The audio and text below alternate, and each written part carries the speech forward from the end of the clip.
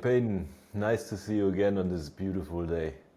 This time with a quoted tweet from Dr. Andrew Huberman, which is really good in the game of popularizing science through his podcasts and talks with other scientists and so on. And now he talks about curiosity. And I'll quote, "Curiosity significantly ramps up levels of neural activity in human brain circuits that release dopamine, which in turn allows deeper, more stable learning, not just of the thing we are curious about, but also the information and events that preceded it. This makes curiosity one of the most potent dopamine-promoting and neuroplasticity and learning tools available." Peyton, what do you think about this quote, and how do you like being curious? Yeah, great to be back. What a wonderful topic. Curiosity, to me, is a source of renewable energy for learning. And he mentions the dopamine system, which is really a system of energy that works within our mind.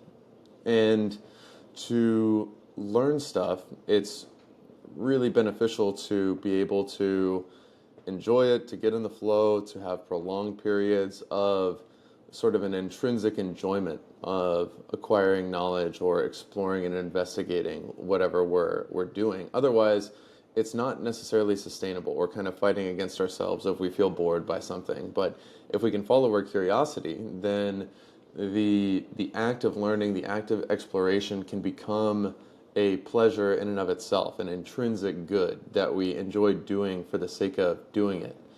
And when we can access this kind of energy of this pleasure that we can get from acquiring knowledge that we're genuinely interested in, that we're genuinely curious about, or if it's not even acquiring knowledge from reading a book, or maybe instead from discovering a new place, or getting to know a new person, or investigating a certain type of experience, curiosity can bring a natural, renewable, pleasurable energy that can cash in for, in my opinion, a much more rich learning experience that's not nearly as rote and forced, but rather, because we're drawn to it energetically, it can be something that we marinate on and integrate much more naturally. I think it really can be such a cornerstone of a flow within learning of various forms. What do you think about curiosity and your experiences with it, with learning and energy? Well, when we look back in history, what I especially like to do and look at inspiring personalities like Albert Einstein or even Benjamin Franklin, for example. And Benjamin Franklin was the guy who invented the lightning rod and proved that with a kite he flew during a storm, just because he was curious about whether his theory would prove to be viable and according to the natural laws that he observed. And this exemplifies something I learned from a German neuroscientist, Gerald Hüther, that curiosity goes hand in hand with childful play. And maybe also that is what Jesus meant with okay, become like children again, because children experience the world through a really more unfiltered lens than with the concepts we have now and look through them into the world. And with this childlike play, you start to be interested in everything in the world, in the small details, but also in the big pictures. And you combine stuff. You start to try around with building a castle out of sand, and you discover, okay, this material doesn't stick, and when it gets wet it changes its characteristics. And the thing about curiosity is it invites a certain kind of randomness into our lives, other than just in default mode going through the world with childlike play. we can interrupt this default mode as well. And we start to look left and right, and we start to be interested in stuff that just pops into our field of experience or vision or sound or hearing, whatever. And we start to integrate that. We start to ask questions about that. And with that, then our brain becomes much more active. And that's what Huberman points towards. That's what Gerald Hüther points towards. It's like it's like you water a plant, not a plant, but your brain, and you give it nutrition.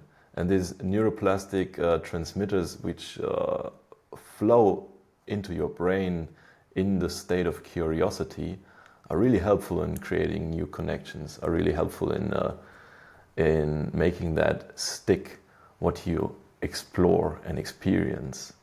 So how do you think about experiencing new stuff through childlike play? Yeah, great prompt on this, and it does play does point at something that I think is tied in with this whole learning through curiosity, learning naturally, learning with a source of renewable energy within, as opposed to forced learning or learning as just a means to an extrinsic end, which is this feeling of flow. And the feeling of play, the feeling of flow are quite related. They tend to come with a sense of immersion, in this type of flow, a sense of absorption often, and what we are learning, a sense of this thing being an end in itself in which we forget about ourselves while we are immersed in it. And that experience, that energetic experience, is something that we can cultivate, but it definitely is not something that we can force or necessarily manipulate with extreme rigidity. It's something that almost we allow the conditions for it to emerge, and we follow it rather than force it. I think that it's probably one of the greatest misses of our education system, among many, many, many misses. And we had talked a little bit before this about our commiseration about the education systems in Germany and the United States. And actually the United States educational model was built on a Prussian model, if I'm not mistaken, back in like the 1850s. And really what it was solving for, these guys were not saying like, okay, what system of education should we use, what model, what pace, what structure to the educational system. They weren't optimizing for learning. They weren't optimizing for the well-being of the children. They weren't optimizing for the happiness or the flourishing of the children. They weren't optimizing for the most well-developed and intelligent and well-rounded and flourishing individuals. They were optimizing for how can we send our kids through 12 years of school that will make them really good soldiers in an infantry, and make them very obedient, make them very prone to following structure and obeying a hierarchy and falling in line. This is what our system of education was largely optimizing for when it was selected, and still has this inertia of a broken model that hasn't been reimagined in almost 2 centuries. And it's incredibly tragic that one of the primary things that it does is absolutely stomp curiosity out of children. It forces them to learn at the pace of all the other kids, even though, and they're grouped not by their pace of learning, they're grouped by their age. And they are forced to learn a subject for 50 minutes. You have to focus on this thing right now, regardless of what you're actually interested in. If you're in the flow and interested in this, doesn't matter. You're done after 50 minutes. You're doing something else next. You have to follow this pace of everybody else, regardless of what aspect of this subject you're actually interested in. And you can't continue to go on, continue to explore if you would like to. And you have to do it right now, regardless of what your energy is calling you toward. And you have to sit still while you're doing it, and it's all individual, and you're forced to do everything so that it can be graded and assigned and rigidified and codified, rather than intuitively and conceptually integrated. and you're not actually focusing on applying or connecting these things or looking across domains. You just have to check the right boxes within one narrow domain without actually incorporating it into a broader sphere of understanding. And it absolutely allows no space for curiosity, no room for curiosity to flourish and explore. And it's a huge tragedy, honestly. The mantra of curiosity killed the cat, and curiosity actually is actively scorned or looked down upon, or kind of squished out, if not explicitly in practice in these environments. And it is terrible, honestly. This is not how we are meant to learn. This is not how children are aligned in their mind and in their style of learning naturally. It's completely unnatural. And it's to make us little soldiers that obey orders. It's not to actually foster the best learning outcomes that we can. It's very counterproductive. And it's it was an area of frustration of mine, obvious as you can probably tell, for many years as a child. It's not conducive to harmony and not conducive to this wonderful potential source of renewable energy that does exist within children and within adults, of course, of curiosity. And so my view as a way to cultivate curiosity and allow it to flourish, and this is not an exhaustive list or whatever, but some things that I think are conducive to it, is this posture and attitude toward learning of yielding, of listening, of following our intuition, of following our heart and our energy and our curiosity. And this comes in several forms, but as an adult, as we're trying to learn stuff and we have a bit more autonomy over the structure, pace, and style in subjects that we do so, I find it very important, one, to not force stuff from ourselves. So if we start to read a book and we lose interest a fourth of the way through the book and we don't feel drawn to the next section of this book, then don't finish the book. Then just leave it be. Come back to it when you do feel inclined to finish it. I see so many people who are a fourth of the way through the book, but they have this thing locked in their brain because they were trained to do so when they were 13, that, oh, I have to finish this book before I can start my next book. And so they won't read for 3 months because they're forcing themselves to swim upstream against their curiosity. If you're not curious about that thing, just move on and find something that you are drawn to. You need this renewable energy of curiosity if you're going to sustainably and with high energy and in a way that's naturally integrated and harmonious with our dopamine system, which is, once again, the molecule of desire, the molecule of motivation, then we need to listen. We need to feel. We need to be aware of what we are called to and follow it, as opposed to trying to force ourselves with strict rule as if we are our own fourth grade teacher to finish that whole damn book regardless of what you feel like doing. It actually is not helpful to us to force ourselves. We need to have a way of flowing with our inclinations, flowing with our energy, and feel free to temporarily abandon what we don't right now feel drawn to and follow what we do feel drawn to right now. We can skip around, we can have a section of this, a bite of this, a couple of chapters of this, and then explore that more and then follow it, as opposed to, I must read this whole subject, I must finish this whole book so I can feel like I'm accomplished and so I feel like I didn't fail myself or whatever. This voice of judgment and self-grading on so much of our activities becomes so ingrained that we accidentally follow it way past when we're forced to anymore. And it didn't serve us even when we were forced to. What do you think about the style of learning and perhaps some of the unlearnings that we may wish to take on or explore and investigate as we're adults now, trying to learn with a greater freedom to do so in a way that is actually useful, effective, and harmonious? Well, that is a great heuristics to follow if you really wanna read more. Then don't read and finish the books, but become a reader. And the reader doesn't necessarily read just one book after the other. A reader follows his or her curiosity and then switches from one book to the next. And that's why I am surrounded by like 3 open books with some of them are glaciers, some of them are travel from Egypt, and some of them are other natural wonder things. Some of it is my own. Just really listen to yourself and listen to what you are drawn towards. And therefore the advice to follow your heart in matters of curiosity is also a metaphor of, okay, listen to yourself and listen how you get drawn to specific things or specific kinds of topics, and then just follow them, just pour yourself into them until you're not longer that curious about it or another question raises on top of your mind, and then follow that. It's a different work mode of the brain. It's definitely not a mode to purely relax, but it's not exclusive. If you're curious and you dive into it, you can get into the flow. Therefore, you also can lose track of time, and you also can find a sense of relaxation.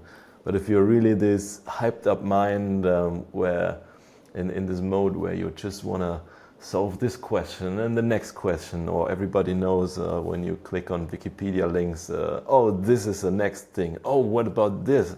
Oh, let's discover that one. Oh, what does this bird mean? Oh, how do they travel around the world? Oh, what plants do they eat? Oh, how can we use this plant in medicine? Oh, what is the latest developments in medicine, and so on. Everybody knows these kinds of sessions where you just skip from one link to the next. But do that with books as well, and you will be well rewarded in terms of, oh, just open a book which looks at you and calls you towards it, and just open it and work with it. And then let it influence what you think about right now in this moment. And the likelihood of encountering high value information is just much higher in books, because people have spent years of their life and decades of their life experiences and condensed that into a book usually. And if it has passed the filter of time, even better. So surround yourself by old books and be curious about what they may have to say to you in this specific time and moment, because old books tend also to be timeless, have timeless advice and timeless kinds of relatable experiences in them and are contained. So follow your heart can also mean to just follow your curiosity and do whatever you want to do and calls you towards it, so that you can have a sustaining input of energy and resources into it.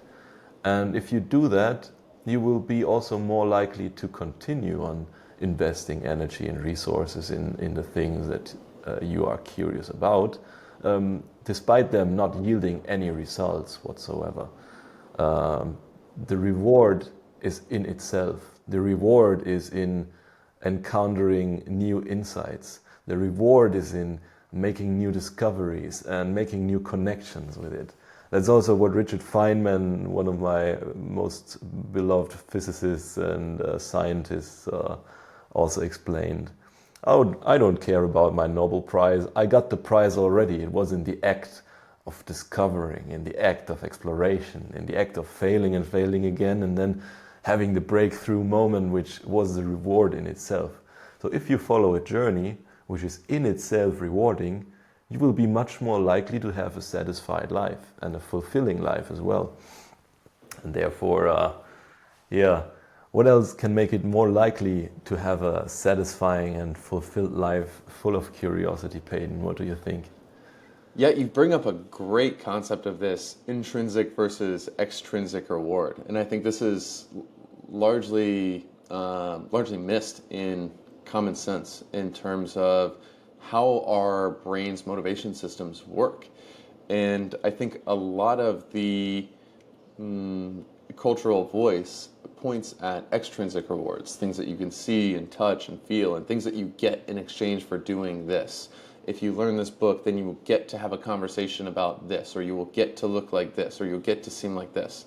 If you learn French, then you will get to tell people that you know French, or get to whatever. If you learn to do this, there's all these extrinsic rewards. Or, oh, if I learn this, if I read this book, then I'll give myself this reward of getting to watch a TV show or whatever. And these extrinsic rewards they actually get in the way of intrinsic rewards. They're maybe not in a black and white sense, but they are somewhat mutually exclusive to experiencing this intrinsic reward of I am learning this thing, I'm exploring this curiosity, I am investigating this idea or this place or this person as an end in itself. And if it is an end in itself, then it can have such a draw from within, such a natural inclination of I am grateful to be doing this. I am losing myself within this with a natural renewable energy. Whereas as soon as we introduce this carrot that we chase, that's over in the future, not in the now. That's I'm doing this in order that I will get this other thing over there.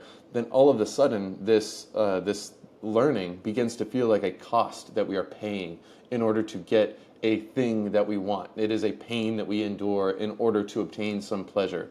And that robs it of its potential to be a pleasure in and of itself. So we should be very careful, in my opinion, about extrinsic rewards, which, of course, back on my rant, studying to get a grade on a test, it actually put us in the mode of learning is always something that we just endure in order to get a result and get through it and get the grade that we need to get the hell out of here. And it does change the psychology involved in this whole thing. So we kind of have to untrain ourselves or retrain ourselves in our posture toward learning if we want to enjoy the renewable resource of curiosity in these things. And I also think that this intrinsic reward, it comes back oftentimes to listening, oftentimes to feeling.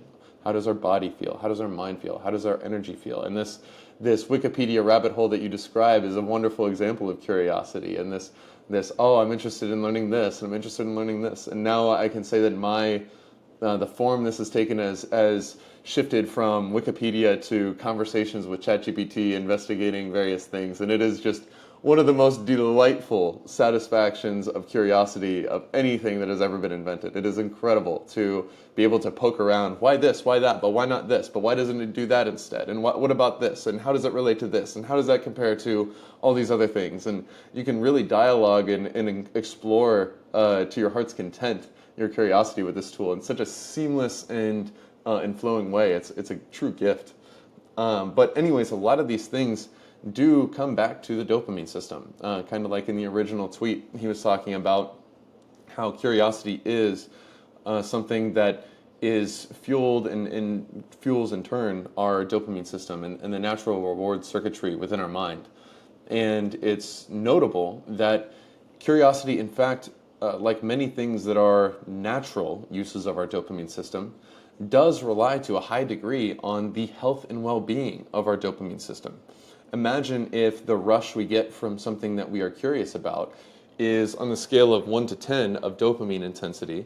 Let's say that it is a 3. It's a mild, it does trigger the dopamine system. It does trigger a release in the molecule that makes us desire to investigate and explore something. But it is a natural phenomenon. It's maybe 3 out of 10 in its intensity. It's enough to keep us going. It's renewable. It keeps coming. It doesn't lead to crashes. It is healthy. It is normative. However, it is nothing compared to a snort of cocaine or to the rush that someone experiences when they open up Pornhub or the hit of a cigarette or all of these various things that are extremely strong super stimuli on our dopamine system that our culture is constantly dumping on us. If I have a mind that has been constantly bombarded with a new stimulus from my phone every 7 seconds on TikTok for the last 4 hours, then nothing in the world is going to produce a nice enough curiosity stimulus to keep me going and learning and it not feeling like work but feeling like play. We rob ourselves of this natural capacity for learning and exploration to feel like play if we have sapped our dopamine system of all of its natural potential by just absolutely dousing it with all of these artificial sources of dopamine that our culture is putting in front of us 24/7. This is another reason, among several others that are really useful for life, such as habit manipulation and energy management and working hard and learning and being aware and being present. So many of these things rely constantly on a healthy dopamine system, or a healthy enough dopamine system. Our sleep has a lot to do with this, our exercise, there's a lot of shit that really goes into the functioning of this neural pathway in our brain. But we really should remember that this is yet another thing that is absolutely dependent on the well-being of our mind, of the health of the chemicals in here. It relies on it, and if we have a healthy brain, we can cash that in for all kinds of stuff, and curiosity and a renewable resource of learning and exploration is one of the many important and beautiful things that our mind is capable of if we treat it more like a more like a temple than a trap house.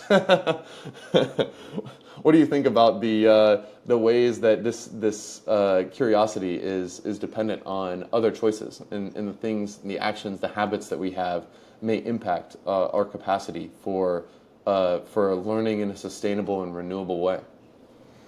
Well, great question. It's what you pointed towards before, that if you follow your curiosity and you lead the switching of the curiosity instead of being led by the infinity pool of new stimuli from TikTok or Instagram or the internet, then you have a much better chance of really being on top of this and really enjoying the fruits and the benefits of following your curiosity. But if the AI of Instagram predicts what you would like to see next, and then you just follow that one and follow that one and follow that one, you just can feel the difference between these kinds of using your time to see something new. Sometimes you get rewarded with a good humorous laugh and so on, and your information diet improves if you don't watch too many crazy videos whatsoever. But most of the time you get sucked into it and you lose your agency. You become the product and the eyeballs for the advertisements they have to sell. And that you feel will not feel good. That does not feel good if you overdo it. If you engage in it 1 minute, okay, but most of the time 1 minute is enough to hack your brain. It's like we said, the 10,000 people behind the screen getting paid for you to keep you getting paid for keeping you in front of the screen. And they do a lot of that, and it's like the old hardware we got in our brains is not capable of really managing this overstimulation. Well, we adapt, but that's just a baseline level set change in settings. And if you want to recalibrate that, I think doing it like Renaissance men, like Leonardo da Vinci, he just went out, stole paper from his dad and just draw the plants he saw outside. Just observed them, and just it was similar to a form of meditation. Just took in what was there, took in reality as it is, conjectured about the relationships between those, thought about future things you could do with that, and so he like invented a helicopter processor, or like a flying machine copied from birds, or he made art, sculptures, and military technology, and so on. And that's what's great about having a balance between using modern tools and modern technologies in forms of consuming them, versus using them as a tool to really support your curious drives. It's like a pull. You get pulled into a certain kind of topic instead of you get pushed from an AI into watching another video. So it depends a lot on whether you have agency or whether you give your agency away. whether you're curious because of prestige, because you want to get that certificate to prove to an employer that, oh, this is what you're curious about, but you know it's a different kind of learning. You know that from school. If you have been forced to engage in a topic that was not interesting to you, you have no retention of that. But if you wanted to learn more and you explored more, you asked yourself different questions and it came naturally to you, and you dived into a flow, it stick with you probably all your life until now. And that's the difference, whether you have agency or you give it away, whether you get forced to engage in something or you're just naturally curious about that. But necessity also can be the mother of invention and proves to be a great force of being curious, of solving something in a narrow way. If you forgot your keys and you locked yourself out of your house, then you will find an open window. Then you will find a way around on the balcony, whatever. You will find a way.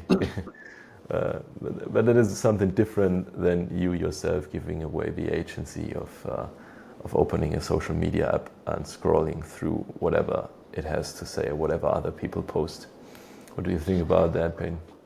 Yeah, this concept of curiosity does have its correlates in many domains that we may wish to learn and grow outside of just what initially occurs to me in terms of the curiosity of reading books, the curiosity of learning new ideas. This is a way of this feeling of intrinsic reward of I'm doing this as an end in itself, and therefore I can enjoy the process, the everyday recurring, repeating, unsexy, but yet enjoyable and immersive process of exploring or investigating this new thing.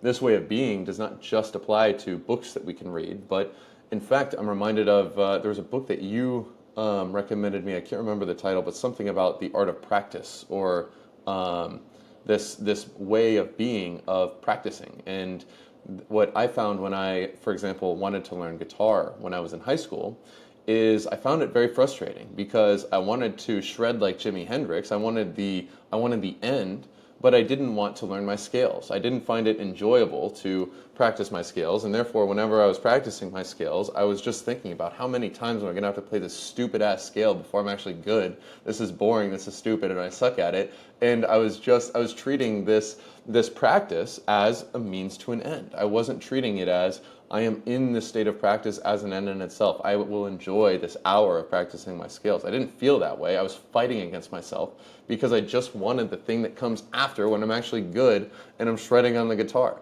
But it doesn't work like that. If I can't enjoy the practice, I'm not going to practice long enough, consistently enough to actually get to the end.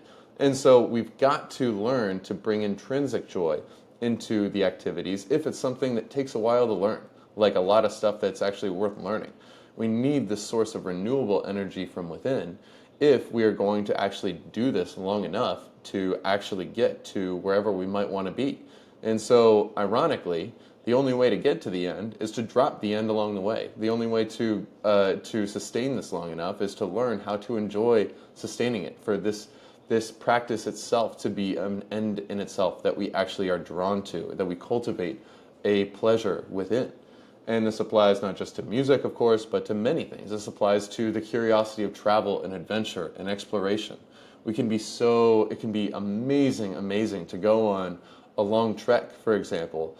But if we are just thinking about the trek in terms of the destination, we will lose sight of the journey. We will lose sight of the thing that we're actually doing most of the time. We're mostly not at the destination. In any journey of our life, literal or figurative, we're mostly not at the end. We're mostly on the way.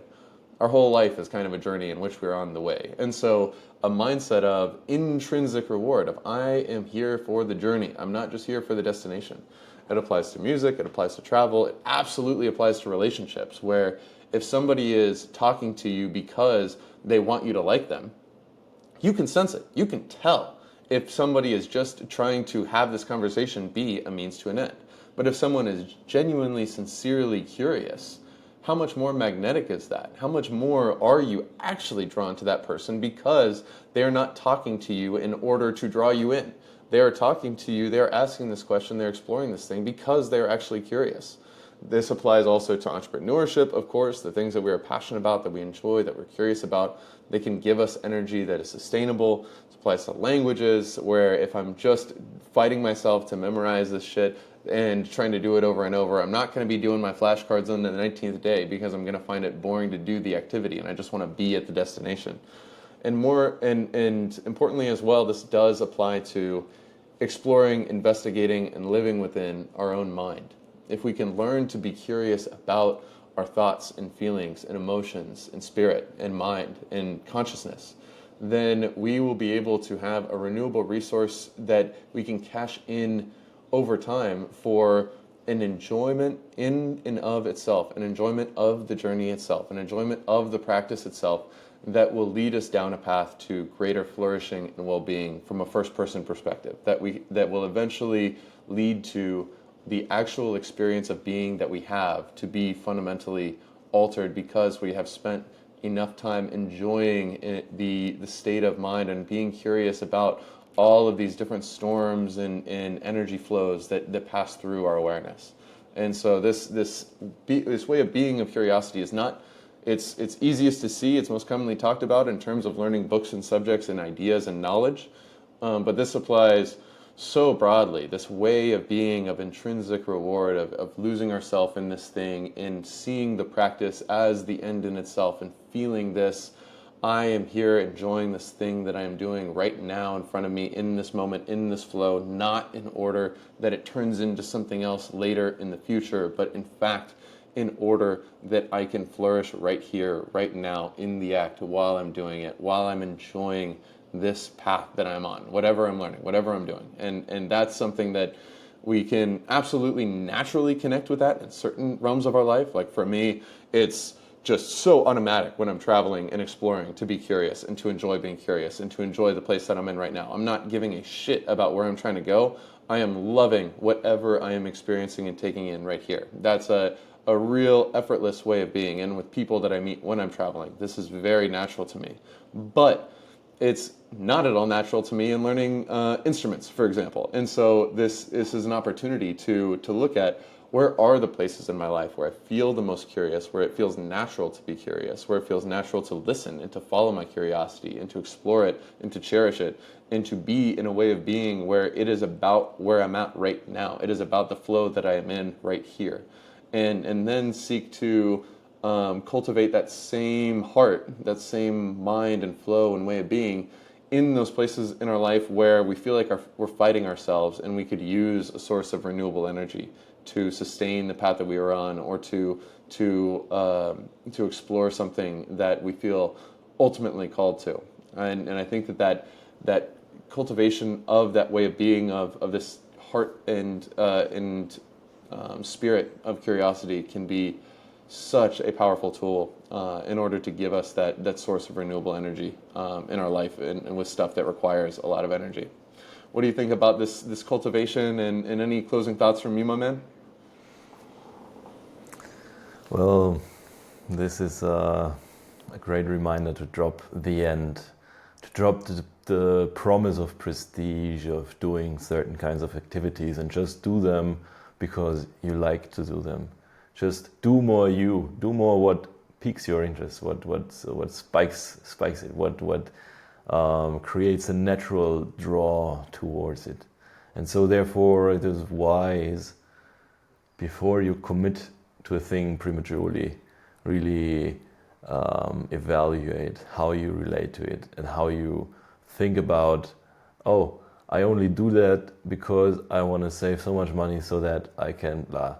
Or I only do that to become someone who is looked up towards to, or whatever. This is prestige. This is like a powerful magnet that wraps your belief around itself of what you would like to enjoy. But do you really enjoy it? Do you really enjoy doing it? So probably it's a more wise approach to really choose and drop the things which have prestige and you are not curious about them, if you're curious about them and they have prestige, the more the better. It's totally fine, but don't fool yourself. And as Richard Feynman also said, and then because we are the most easy people to be fooled, we ourselves. So if we don't fool ourselves, I guess we have a better chance of really living a satisfying and fulfilling life without an end, with our experience and our being here right now as an end in itself, with the relationships we have here right now, to be even more valuable because you are present. And so this is my closing thought and my intention for this week. I want to be more present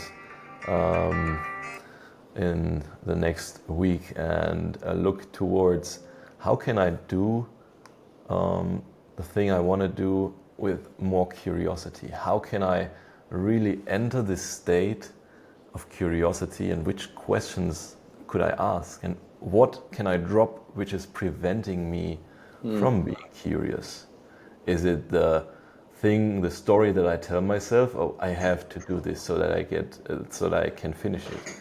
Or can you change and reframe the story and say, oh, this is something is really interesting to me, and now I explore it a little bit, and this is what is expected from me, but I'll find a way around that and see how I can fulfill the expectation as a side effect while I am following my curiosity. So maybe this can help in engaging in the tasks at hand with a much more energy, with much more retention, and also more sustainably.